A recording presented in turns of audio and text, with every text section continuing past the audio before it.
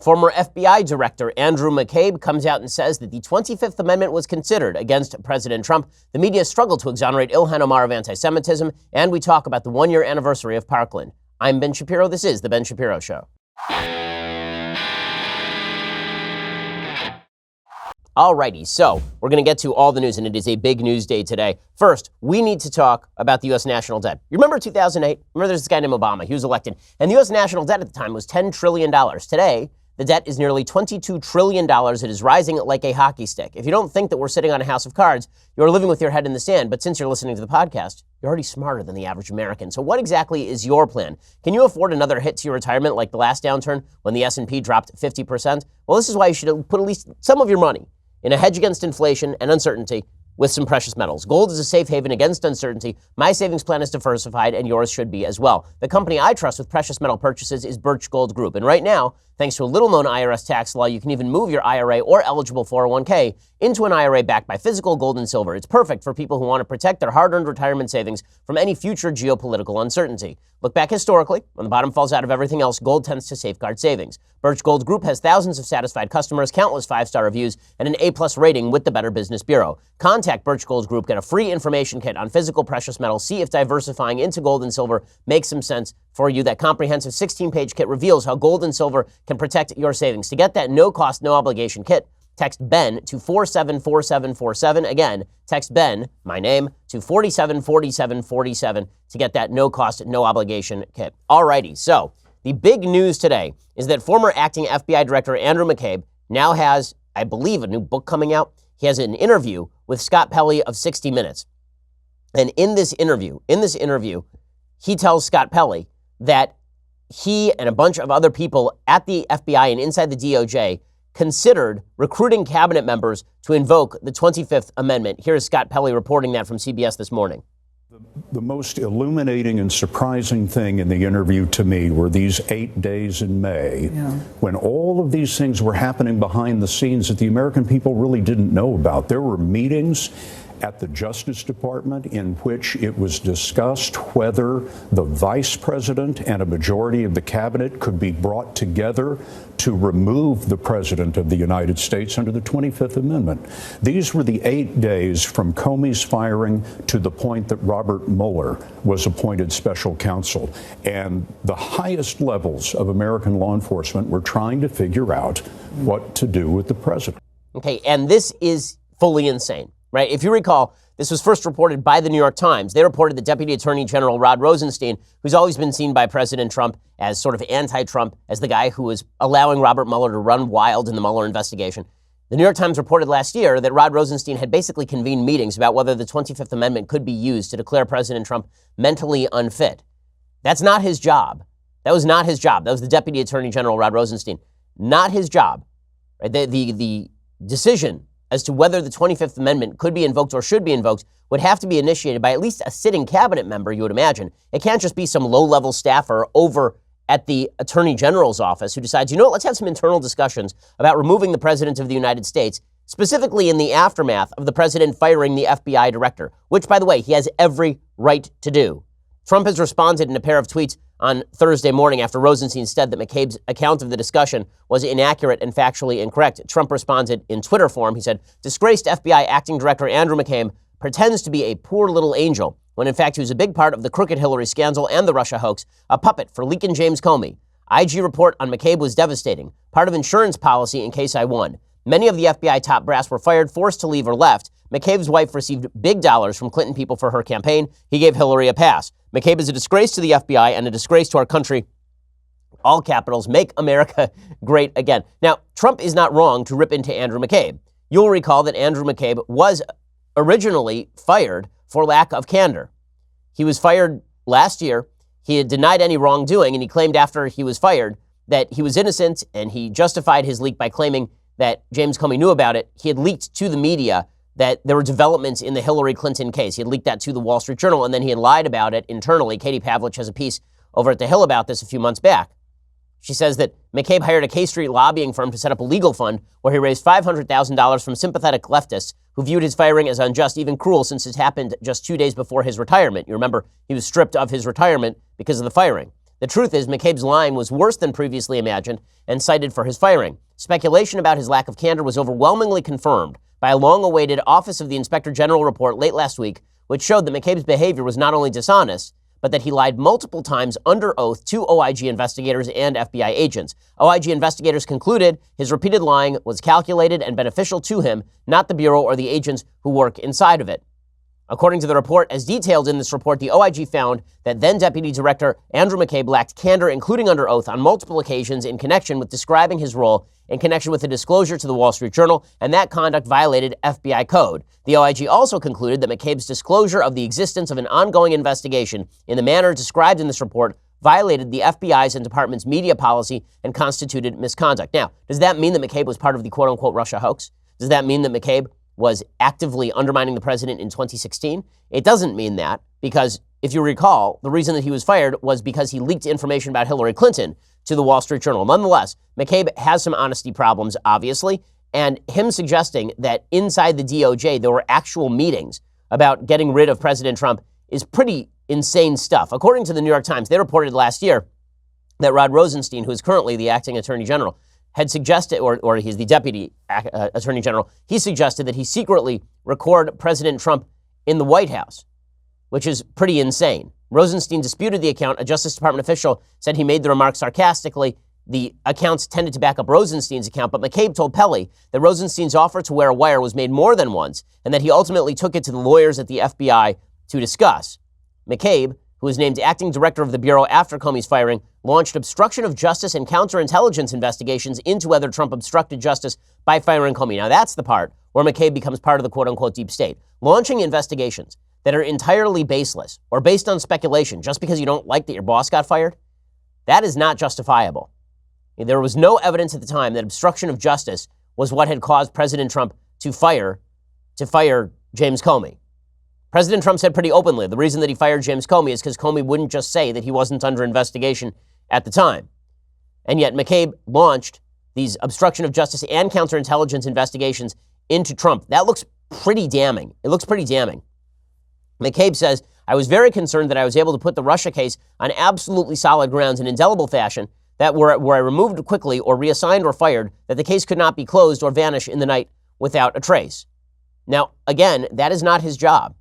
The FBI is still a part of the executive branch. The President of the United States still has unitary power over that executive branch. If the president were to step in and actively stop an investigation, then presumably that would be obstruction of justice. You'd have whistleblowers and the president would be in danger of impeachment. But that is not what happened here. And McCabe saying that he was setting in process a bunch of investigations specifically with an eye toward the possibility that Trump was some sort of foreign agent is pretty crazy stuff. In an excerpt of the book published Thursday in The Atlantic, because he has a new book coming out, which is why he's doing all of this, McCabe describes a phone call he received from Trump on his first full day on the job as acting director of the FBI. According to McCabe, Trump told him he had hundreds of messages from FBI people saying how happy they are that I fired Comey. You know, boy, it's incredible. It's such a great thing. People are really happy about the fact the director's gone. It's just remarkable what people are saying, Trump said, according to McCabe. Have you seen that? Are you seeing that too? McCabe was eventually fired in March 2018. So McCabe coming forward with this bombshell once again is going to raise the specter that President Trump is not in the wrong when he says that there were motivated people inside the DOJ and the FBI who are attempting to oust him from office without proper evidence. If that is true, if inside the DOJ there were actual meetings about invoking the 25th Amendment without a single member of Trump's cabinet asking for it or asking for that investigation, that's pretty insane stuff. Again, that is not their job. That is not their job. And Trump has every right to be extraordinarily upset about all of that. And meanwhile, President Trump is deciding whether or not to sign this border wall deal. It appears pretty obvious that today President Trump is going to sign the border wall deal. It doesn't actually provide tons of money for the border wall. It provides about $1.375 billion for additional border fencing. According to the New York Times, Congress will move quickly on Thursday to pass a border security deal that deprives President Trump of what might be his last chance to build his wall. Well, it doesn't really deprive him of the chance. I mean, President Trump may be reelected. Maybe he uses his executive powers in order to build more fencing along the drug corridors. The New York Times, though, is hopeful that Trump signs this into law. The Senate will vote first on the legislation, which includes the 7 remaining bills to keep the final quarter of the government open through the end of September. House and Senate negotiators unveiled the 1,159-page bill just before midnight on Thursday, leaving little time for lawmakers to actually digest its contents. First of all, this kind of stuff has to stop. This is just not the way government was ever supposed to work, that negotiators were supposed to dump 1,200-page bills in front of the people voting on it the night before. Number one, no bill should be this long. Every bill should be about 3 pages long in English that people can understand with a legislative synopsis. It should be posted 24 hours at least before voting, and we should have a chance and an opportunity to peruse the actual bill. Dropping 1,200-page omnibus packages is just a way for legislators to escape responsibility for their culpability in writing garbage bills that are just crap sandwiches. Passage is expected tonight when the House takes it up. Senator Charles Grassley, a Republican of Iowa, and the President pro tem of the Senate began Thursday's session by praying that President Trump will sign the bill. Senator Mitch McConnell of Kentucky, the majority leader, said the agreement is something both sides should view as an important step. Passing the bill, McConnell said in remarks on the Senate floor, will provide the certainty of a fully functioning federal government. Bottom line is that nobody has the taste for another government shutdown at this point, which is why President Trump is likely to sign this into law. The final result, not a lot of wall gets built. Ann Coulter hardest hit. And President Trump, I guess, gets the political victory of being able to point to the Democrats and say these folks don't care about border security going into 2020. The border security compromise, which is tucked into the $49 billion portion of the bill that funds the Department of Homeland Security, represents the most stinging legislative defeat of Mr. Trump's presidency, according to the New York Times. It provides $1.375 billion for 55 miles of steel post fencing. A pale comparison to the $5.7 billion request for more than 200 miles of steel or concrete wall the president wanted. This is actually less in mileage and money than what was included in the deal the president rejected in December. But the money allocated for fencing and immigration detention was more than what the left flank of the Democratic Party had wanted, because they wanted to actually abolish immigration and customs enforcement. So is it a good deal? No, it's a garbage deal. Is Trump going to sign it? Probably. Will he try to find another way to build some of this border fencing? I'm sure that he will. It is a sign of bad negotiation by the president. At the very least, it's a sign of bad negotiation. So there are two takeaways. The president is not the great negotiator he claims to be when it comes to negotiating with Democrats. This is the second time he has caved to Democrats. You'll recall a couple of years ago, he went around Paul Ryan and Mitch McConnell and just signed a deal straight with the Democrats, giving them everything they wanted on the budget. He's not a great negotiator. Okay, just end of story. The president is not. Number two, it demonstrates once again, Democrats do not care very much about border security, and they are willing to allow the border to remain a thoroughfare for drugs and gangs and illegal immigration if it means dealing President Trump a political blow. Okay, in just a second, I want to get to the anti-Semitism controversy that continues on the Democratic side of the aisle. First, let's talk about you getting a suit that fits you better. I know, you think you can go down and pick up a suit at a department store from the rack and it looks good. It doesn't. It looks like you're wearing a tarp. Instead, you should go over to Indochino. Indochino is the world's most exciting made-to-measure menswear company. They make suits and shirts to your exact measurements for an unparalleled fit and comfort. You want to feel like James Bond? Go to an Indochino store. They let you pick all of your customizations. They measure you out for a suit that is custom tailored to you. If you're getting married, they have tons of options for people looking to outfit their wedding party. Guys love the wide selection of high-quality fabrics and colors to choose from. Not to mention, you can personalize the details, including lapel, lining, pockets, buttons. You can write your own monogram. Here's how it works. You visit a stylist at their showroom. They will take your measurements personally, or you can measure yourself at home and shop online at Indochino.com. Get all of those personalizations, and then you just wait, and the suit arrives, and it is ready to wear. It fits you great. This week, my listeners can get any premium Indochino suit for just $359 at Indochino.com when you enter promo code Shapiro at checkout. That is 50% off the regular price for a made-to-measure premium suit, plus shipping is free. Indochino.com, promo code Shapiro for any premium suit for just $359 and free shipping. It's an incredible deal for a premium made-to-measure suit. Once you go custom, you're not going to want to go back. Check out Indochino.com. Use that promo code Shapiro to let them know that we sent you and to get that special deal, $359 for a suit. All right, so the president, if he signs this, will be dealing a blow to his own border agenda. There's just no way around that. However, going into 2020, does that have any actual impact? The answer is actually no. Over the last month, the president has gained substantially in his average approval ratings. In the Gallup tracking poll, the president is up something like 7% over the last month and a half, despite the government shutdown, despite all of this. Why? Because the more that the president can show the Democrats in the proper light, the more he can show how radical they are, the better it will be for him. We live in a binary system. President Trump's approval ratings are not completely dependent on President Trump. Much of his approval rating is dependent on how terrible the Democrats are. And fortunately for President Trump, the Democrats are pretty damn terrible. Speaking of which, in just a second, I want to get to the latest in the Ilhan Omar controversy. So, Ilhan Omar continues to be a horrible congressperson, just an awful, awful congressperson. Yesterday, she made a fool of herself when she was interviewing Elliott Abrams. Elliott Abrams is the special envoy to Venezuela. Elliott Abrams has been a lifelong envoy to South America during the 1980s. He worked with a bunch of governments in South America. Now, you'll have to recall that in the 1980s, there were serious conflicts in South America in which the Soviet Union was specifically attempting to overthrow certain governments in South America and Latin and Central America, attempting to overthrow those governments and put in place communist dictatorships. And the United States was deeply involved in funding a lot of regimes that were bad. But the question is, were those regimes actually worse than communist dictatorships? The answer was no. Nonetheless, is it true that the United States has unclean hands in South America? Of course, that's true. Elliott Abrams was working for the Reagan administration. He was not in favor of human rights violations. He was in the middle of a Cold War, and he was attempting to make changes in South America and work with governments making changes in South America that would eventually lead to democracy. So he worked, for example, in El Salvador. In El Salvador, there was a civil war between a communist uprising, a communist front group that was run basically by the Soviet Union and funded by the Soviet Union. The United States backed the El Salvadorian government, which was a dictatorship. In 1984, there was an election in El Salvador, and that began the process of transition away from military dictatorship and toward a democracy that did not violate human rights in the same way. During that same period, the United States took in hundreds of thousands of Salvadorian refugees. So it is simply not true that the Reagan administration, the Clinton administration, they turned a blind eye to all of the human rights violations in El Salvador. Ilhan Omar was asking Elliott Abrams questions, and you have to understand, the reason that she was going hard after Elliott Abrams was not really because of things she suspected that he did back in the 1980s. That is not the real reason she's going hard after him. The real reason Ilhan Omar is going hard after him is because she is a defender of the Maduro regime.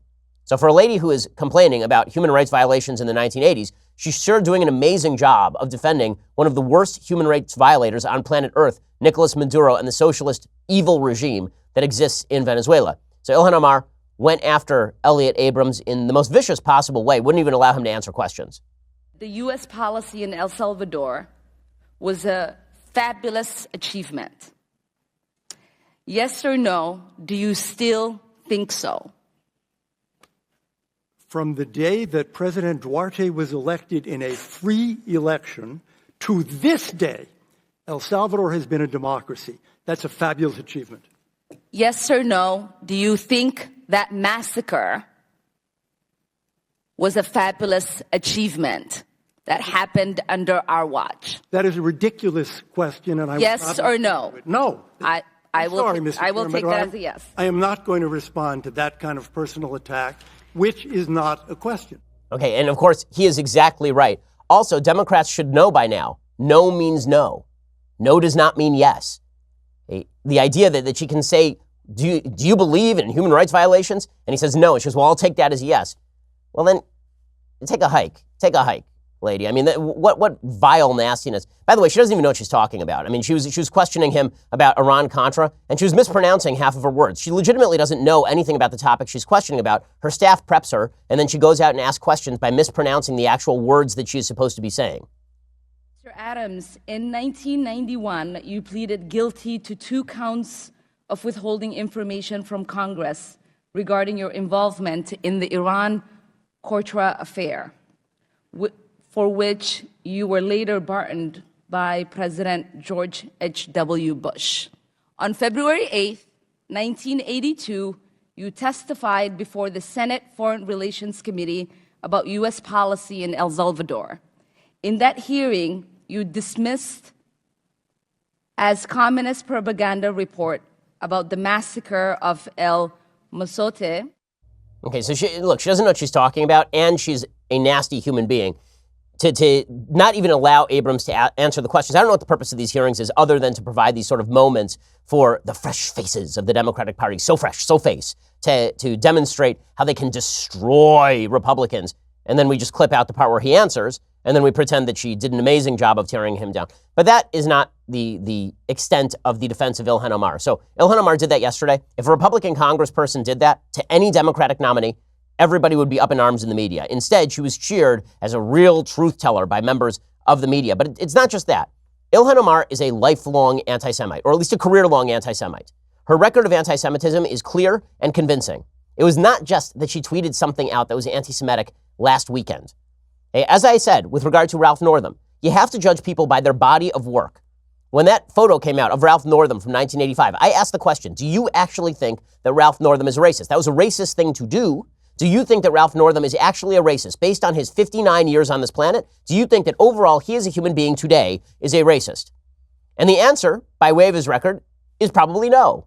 It's probably no. And the same thing is true of Attorney General Mark Herring in the same state who dressed up as a rapper in 1980. The point that I'm making is that people say dumb, ignorant stuff sometimes. They do dumb, ignorant stuff sometimes. And when people do dumb and ignorant stuff, and we can adjudge that it has been dumb and ignorant, then forgiveness is in the cards. Forgiveness is not in the cards when you have a long record of doing bad stuff and then you say a thing.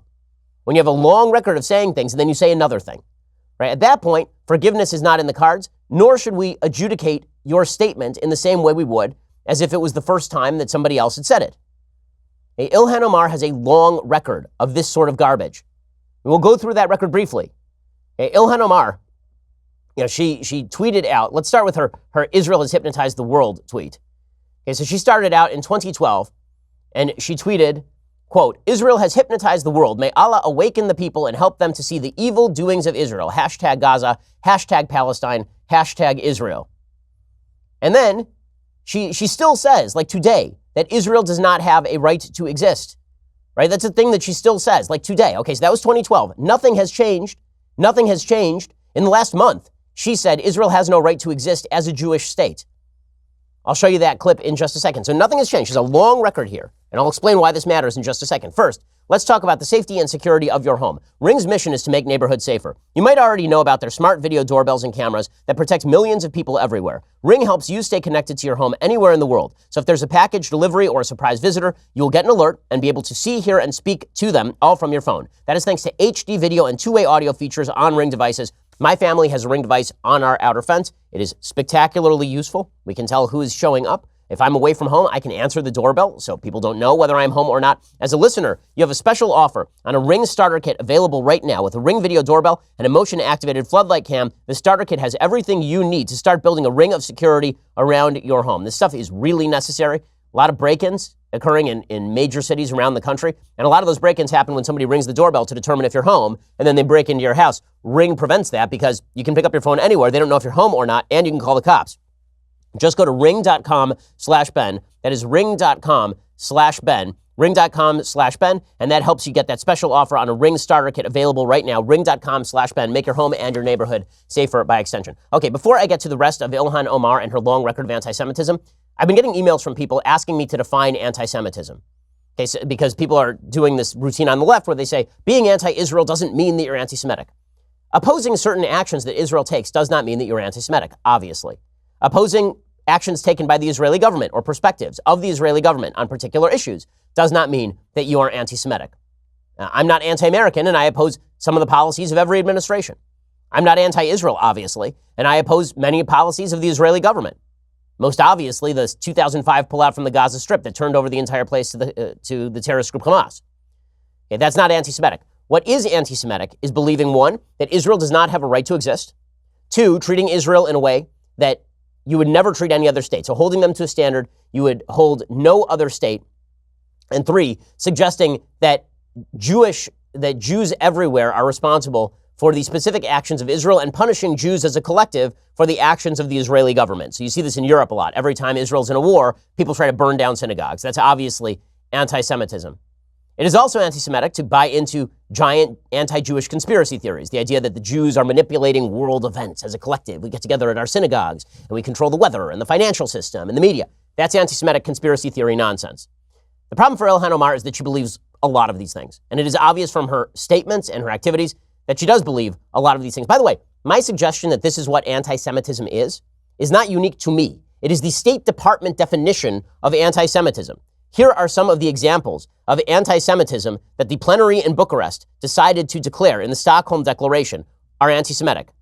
Okay, calling for, aiding, or justifying the killing or harming of Jews in the name of a radical ideology or an extremist view of religion.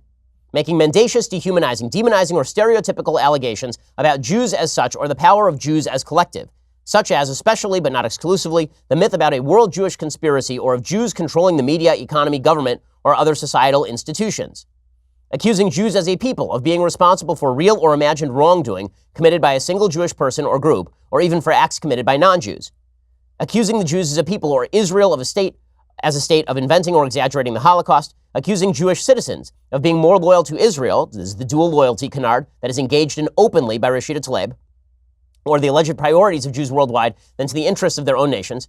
Denying the Jewish people their right to self-determination, for example, by claiming that the existence of the State of Israel is a racist endeavor.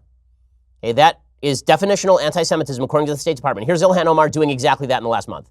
When I see Israel institute law that recognizes it as a Jewish state and does not recognize the other religions that are living in it, and we still uphold it as a democracy in the Middle East, I almost chuckle because I know that if we see that in any other society, we would criticize it, we would call it out. We do that to Iran, we do that to any other place that sort of upholds its religion. Okay, she's just lying now. She's lying openly. Muslims have more rights in Israel than they do in any Muslim state anywhere in the Middle East. Islam is a religion that is protected by Israeli law. Mosques are protected by Israeli law. The Islamic Waqf controls the holiest site in Judaism, the Temple Mount itself. She's just full of it, right? And her suggestion that Israel cannot exist as a Jewish state is an anti-Semitic canard and fully in keeping with everything that she has said in the past. Drawing comparisons of contemporary Israeli policy to that of the Nazis, another State Department recognized version of anti-Semitism. Using symbols and images associated with classical anti-Semitism, claims of Jews killing Jesus, or the blood libel to characterize Israel or Israelis. Right? Bottom line is this. If we are going to analyze anti-Semitism, and I've done this before on the program, it seems to me that in the modern world there are three types of anti-Semitism. One is old school religious anti-Semitism, the belief that Judaism is a gutter religion in the view of Louis Farrakhan. That is sort of classical anti-Semitism, that Judaism is inherently evil and terrible and wrong, and therefore it must be wiped out, right? That is classical anti-Semitism. You can say religious anti-Semitism. Then there is racial anti-Semitism, the idea that the Jews as a race are nefarious, evil, attempting to undermine society, right? That is the second type of anti-Semitism. You see that mostly associated with sort of alt-right Nazi-esque groups. The idea that the Jews are a separate group of people genetically and therefore they have an agenda all their own. And then there's the left-wing version of anti-Semitism, and that is that the world is made up of people who are more privileged and less privileged. Jews are more privileged. Therefore, the Jews are engaging in activity to keep their privilege to themselves. And that crosses over a lot with intersectional theory. So people wonder how it is that the far left, which doesn't share a lot of priorities with radical Islam, seems to share priorities when it comes to Israel and anti-Semitism. And the answer is because there's a lot of crossover. Radical Islam says religiously Jews are evil, and also they cross over into Nazi-esque territory with the Jews are the sons of pigs and monkeys. Israel is a gutter state. Israel shouldn't exist. And then you have the far left, which says that Israel obviously is a victimizing, exploiting state and uses its world power in order to hypnotize the world, right? There's a lot of crossover between these two things. So, is Ilhan Omar anti-Semitic? Yes, she's anti-Semitic. She's been anti-Semitic for years. There is nothing new here. There were those of us who were calling it out for legitimately months before she was elected, as soon as she started making the national stage. I mean, this is a woman who appeared on a show with a guy who suggested that Israel was the Jewish ISIS. And she joked on that show about people in the United States, taking too seriously and being too afraid of Al-Qaeda and Hezbollah. This is back from 2013. I remember when I was in college, I took a terrorism class, and is that a such thing? Yeah, there was. So there is a lab for that? There was a class that you. Do you go to a lab? No, you go out a field trip. We learned the ideology of. I'm glad you do that. And so it was the thing that was interesting in the class was every time the professor said Al-Qaeda, he sort of like his shoulders went up, and yeah, he's in command here. Al-Qaeda, Hezbollah. He's an expert.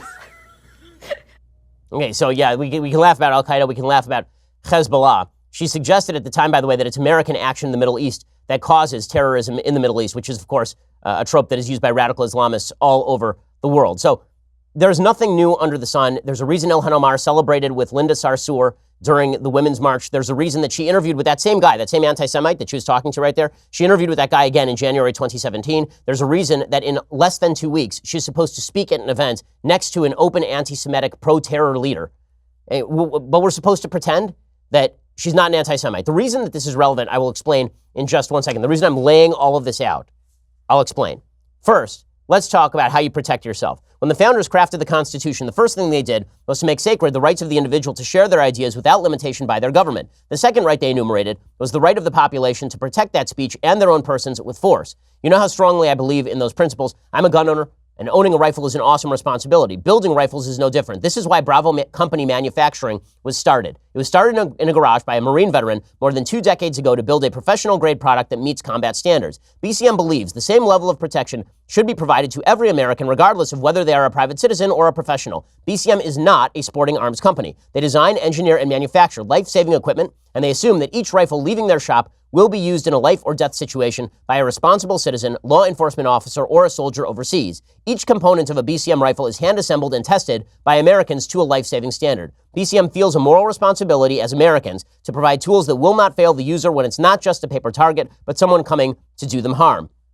To learn more about Bravo Company manufacturing, head on over to BravoCompanyMFG.com, where you can discover more about their products, special offers, and upcoming news. That is BravoCompanyMFG.com. If you need more convincing, check them out at YouTube.com/BravoCompanyUSA. Great company, wonderful people, and their product is awesome. BravoCompanyMFG.com. Go check it out right now. All right, in a second, I'm going to get to why it is important to lay out Ilhan Omar's entire history, because doing so completely deflates the media's attempts to defend her and the Democrats' attempts to defend her. I'll explain it in just 1 second, but first you're going to have to go and subscribe over at dailywire.com. For $9.99 a month, you can get a subscription to Daily Wire. When you do, you get the rest of this show live. You get 2 additional hours every day of this show every afternoon, and you can ask me questions during our radio breaks. So, as you know, those last 2 hours are part of a 3-hour packaged syndicated show that goes out to hundreds of stations all around the country, but you can only listen to old episodes if you're a subscriber at Daily Wire. You missed the show? Well, now you can listen to it. Commercial-free, by the way. You go over at Daily Wire and check that out. For $99 a year, you get all that stuff. You get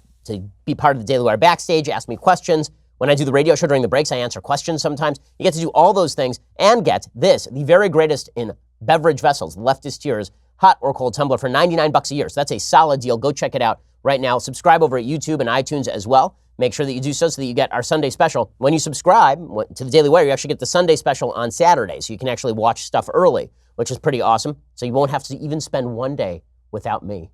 I know. What a dream. What a dream. You get all those things when you subscribe. Go check it out right now. We are the largest, fastest growing conservative podcast and radio show in the nation.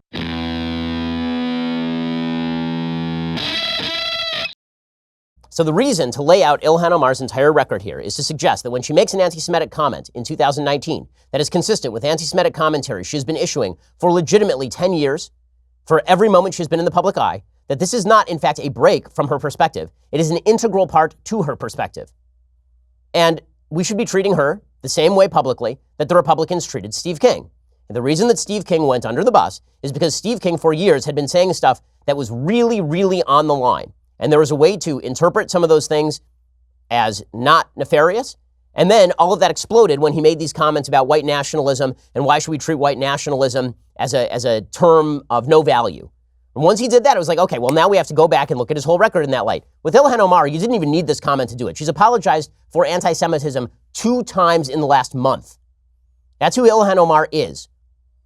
Now, the reason I also bring this up is because the media have attempted to suggest that President Trump and Ilhan Omar are somehow alike when it comes to the issue of anti-Semitism.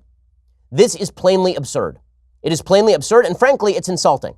So it's insulting to the intelligence. And now listen, President Trump has said stuff that can be perceived as anti-Semitic. He has done stuff that can be perceived as engaging in anti-Semitic tropes. The reason this came up is because yesterday, we'll start at the beginning, President Trump suggested Ilhan Omar should resign. So here was President Trump yesterday saying that Ilhan Omar should resign. Now, she should resign, but she shouldn't resign because she tweeted out an anti-Semitic thing over the weekend. She should resign because she's an anti-Semite. She should be kicked off her committees, certainly not be on the House Foreign Affairs Committee, for God's sake, because she is an anti-Semite for as long as she has been in public life, and she has never once wavered from that sentiment, ever.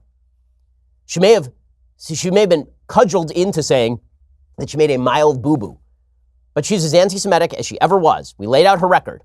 Here was President Trump, though, focusing in, this mistake, he focuses in on the anti-Semitic trope that she used over the weekend as though that's the real problem, not the long record of anti-Semitism that preceded it and engaged with this particular comment. Anti-Semitism has no place in the United States Congress. And Congressman Omar is terrible, what she said. And I think she should either resign from Congress or she should certainly resign from the House Foreign Affairs Committee.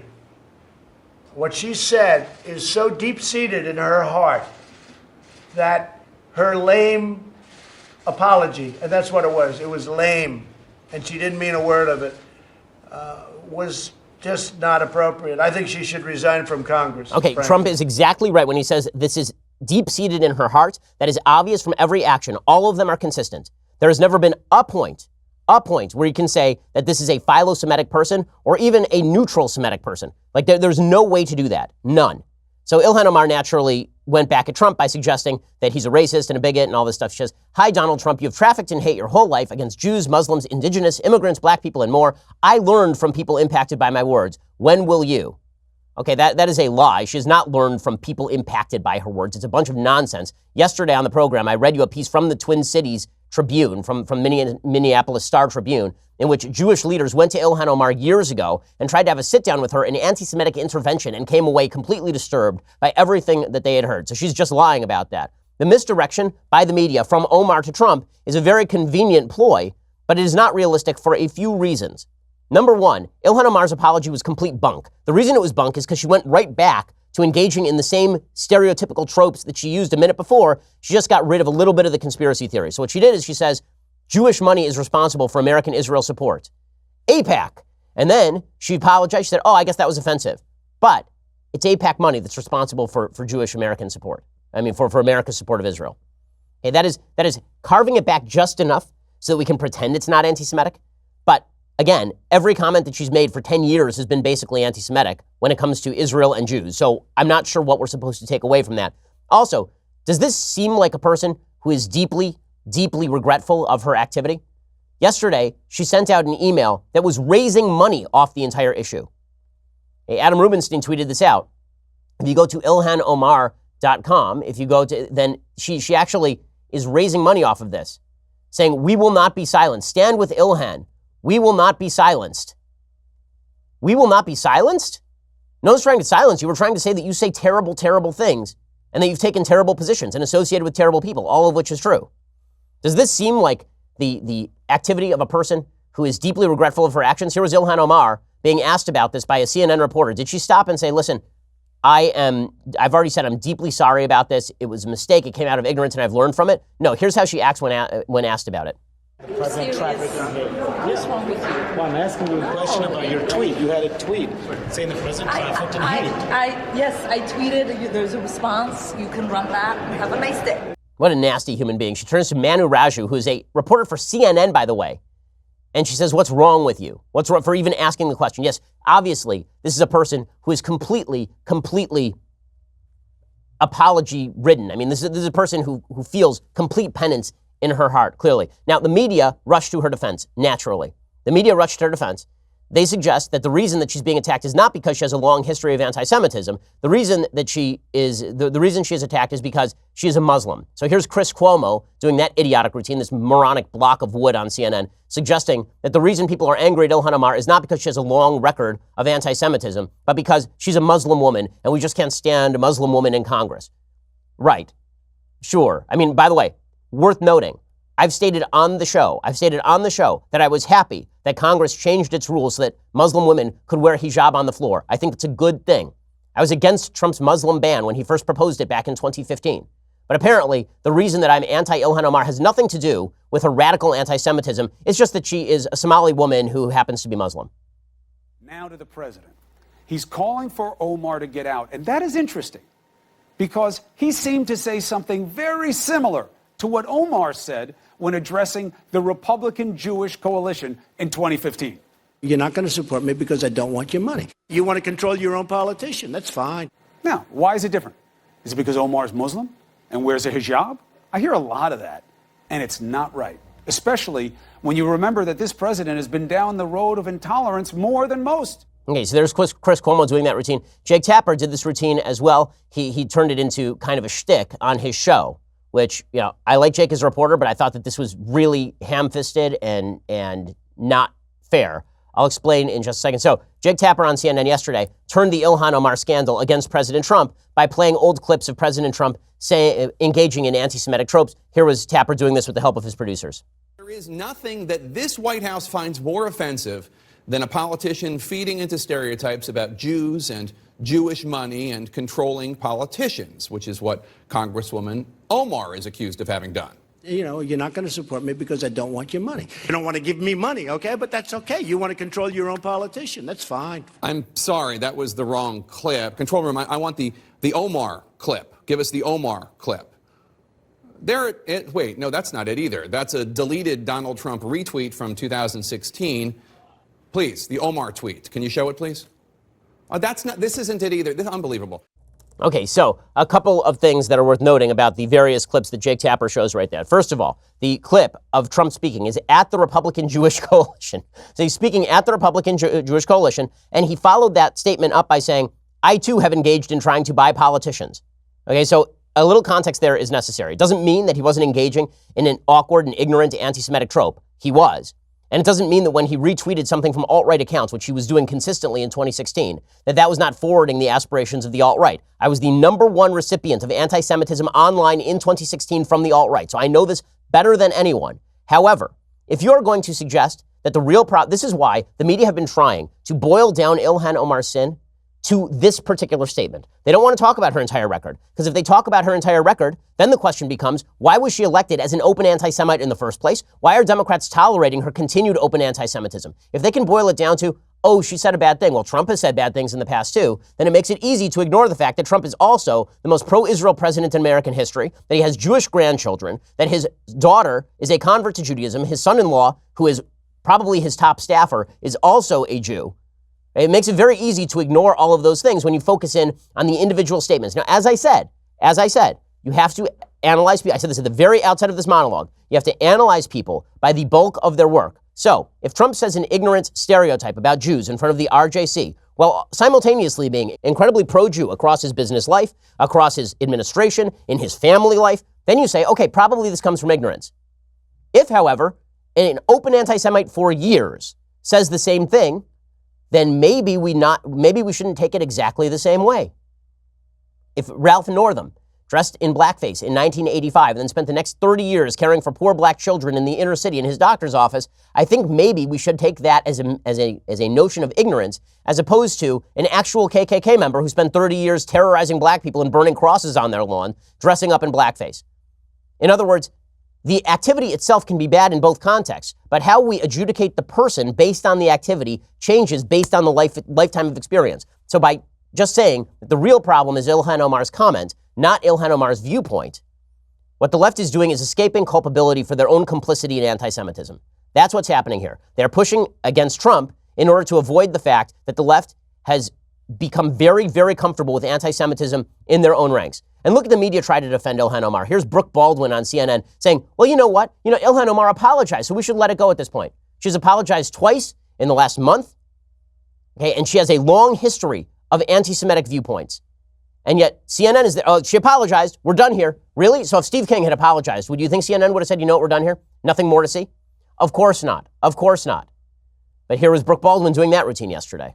Everyone is offended by something today. Okay, and if no. And if that's the standard, don't blanket seriously, statement. This is if that's the standard, anti-Semitism. Okay. This is anti-Semitism. Okay, but if we are going to, Rob, wait, Rob, Brooke, hang on. If we're going to have everyone resign, hang on, for stupid hang sayings, on, sir.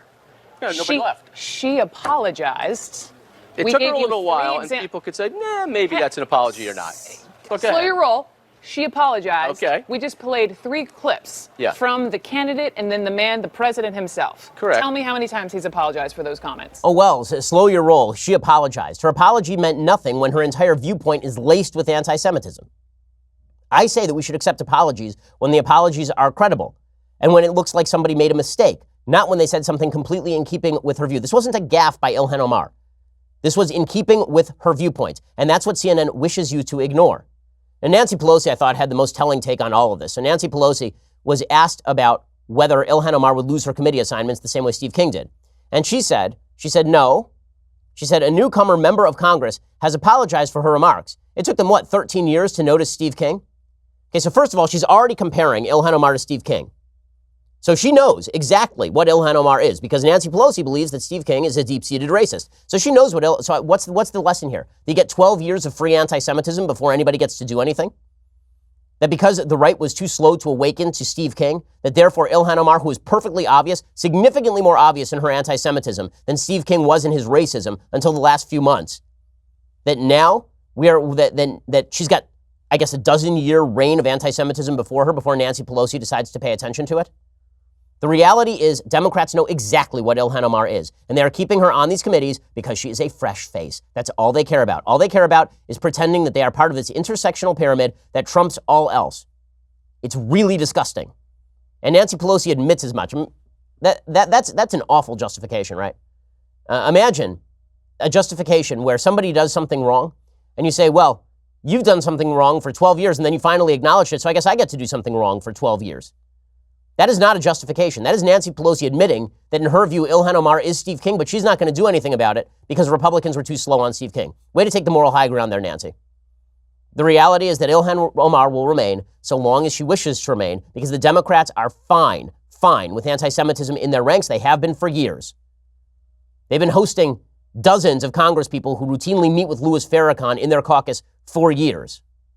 And we're all supposed to overlook that because President Trump said some stuff that engaged in anti-Semitic tropes that was bad stuff, but that did not mesh with his career record.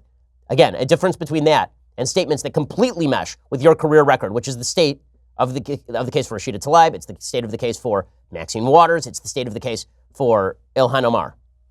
Alrighty, let's get to some things I like and then some things that I hate. So, things that I like today. So, yesterday, since I played the Soviet national anthem in honor of Bernie Sanders and AOC, that got me thinking about great national anthems. And of course, perhaps the greatest national anthem is the French national anthem, the La Marseillaise. And the best use of La Marseillaise comes in the greatest movie of all time, Casablanca. This is the best scene from the best movie of all time in Casablanca. A bunch of Germans are standing around in a Moroccan, it's French Morocco, occupied French Morocco. A bunch of Germans are standing around in a bar owned by Rick Blaine, who is played by Humphrey Bogart, and Victor Laszlo, who's a resistance leader, is there as well. And the Germans start singing The Watch on the Rhine, which is a famous Nazi drinking song.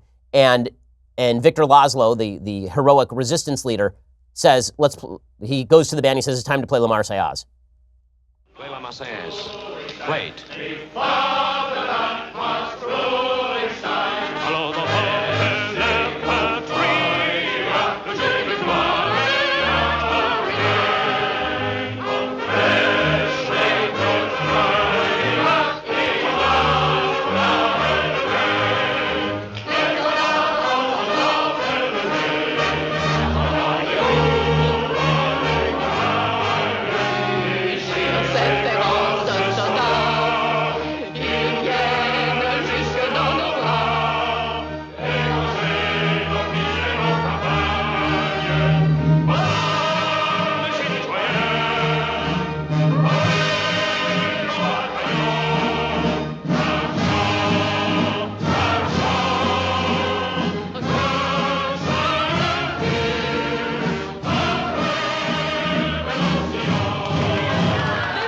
Okay, so this is from 1942. One of the things that makes that scene so effective, by the way, is that a lot of the actors in that scene were actual expatriates from Europe who'd been expelled by the Nazis or had to flee the Nazis. And this was made in 1942 in the middle of the war. So the idea that La Marseillaise was eventually going to triumph over The Watch on the Rhine was still very much in doubt at the time. What a phenomenal movie. It's such a great movie. The one quibble I have with Casablanca is that Paul Henry, when I watch the movie, I don't understand why Ingrid Bergman would be into Humphrey Bogart over Paul Henry. Paul Henry's character is just a much better character. Part of it is that Humphrey Bogart's a little too old for the part, but obviously a fantastic movie and a great national anthem. Okay, time for a bunch of things that I hate.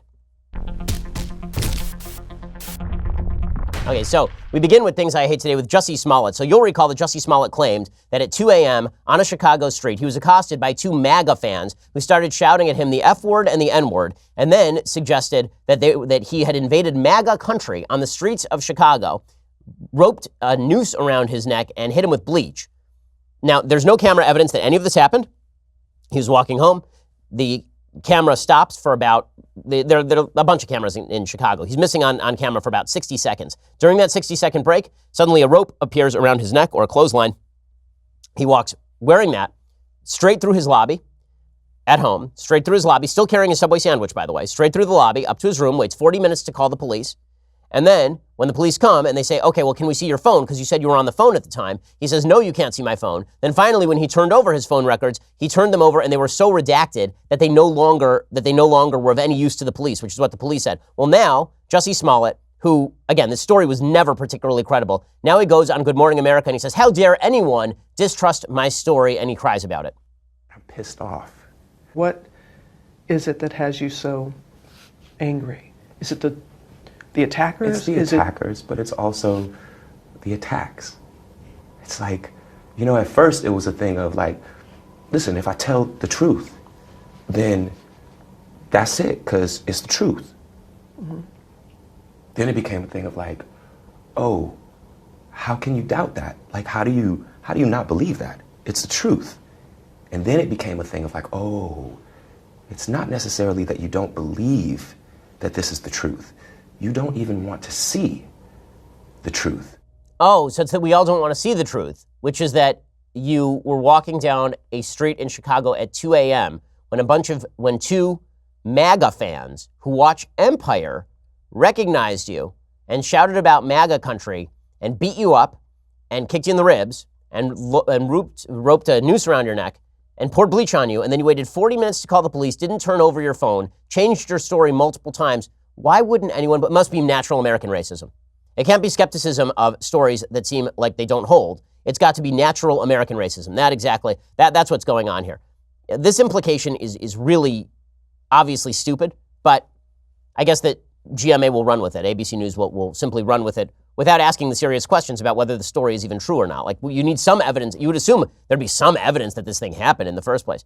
Okay, other things that I hate today. So Trevor Noah, the deeply unfunny human on Comedy Central, he was talking about Howard Schultz. Howard Schultz, of course, the former Starbucks CEO, who said on TV something unsayable. He said, I don't see color, by which he meant I judge people as individuals. Not that he's colorblind or that he has no capacity to see the difference between a black person and a white person in terms of his visual fields, but that when he looks at people, he doesn't see them as members of a race first, which is what we should all aspire to, I thought. I thought that was the idea. But according to Trevor Noah, that's very bad. White people aren't allowed to say this. I didn't see color as a young boy, and I honestly don't see color now. Oh, this works out great because I don't hear bullshit.